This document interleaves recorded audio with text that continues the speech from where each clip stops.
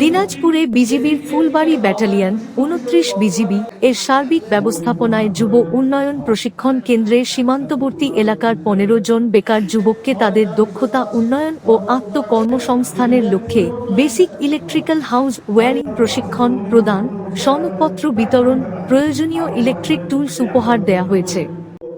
মঙ্গলবার সকালে ফুলবাড়ী উপজেলার এলুয়ারি ইউনিয়ন পরিষদে প্রধান অতিথি হিসেবে উপস্থিত থেকে বিজিবির Dinajpur sector commander colonel Mohammad Faisal Hasan Khan প্রশিক্ষণার্থীদের মাঝে সনদ বিতরণ করেন।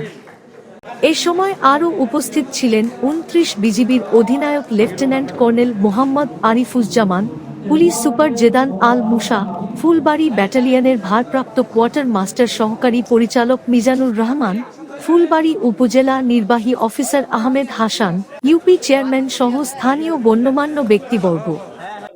আমরা এই যে সীমান্তের যে বেকার যুবকদের যে প্রশিক্ষণ দিলাম, ইলেকট্রিক্যাল হাউস ওয়্যারিং প্রশিক্ষণ, এটা আপনারা জানেন যে অত্যন্ত কার্যকরী একটা প্রশিক্ষণ। কারণ প্রতিটি বাসা বাড়িতেই যে কোনো বিল্ডিং বা বাসা হলে সেখানে নতুন করে ইলেকট্রিক্যাল হাউস ওয়্যারিং করতে হয়।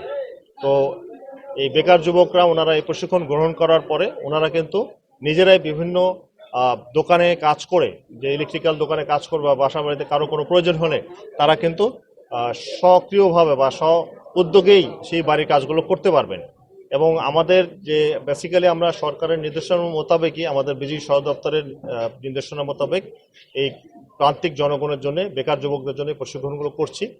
এই শুধু ইলেকট্রিক হাউস ওয়্যারিং নয়, এর পাশাপাশি computer hardware maintenance training, mobile repair maintenance training, এই ধরনের অনেক প্রশিক্ষণ আমরা পুরো বাংলাদেশ জুড়েই অব্যাহত আছে।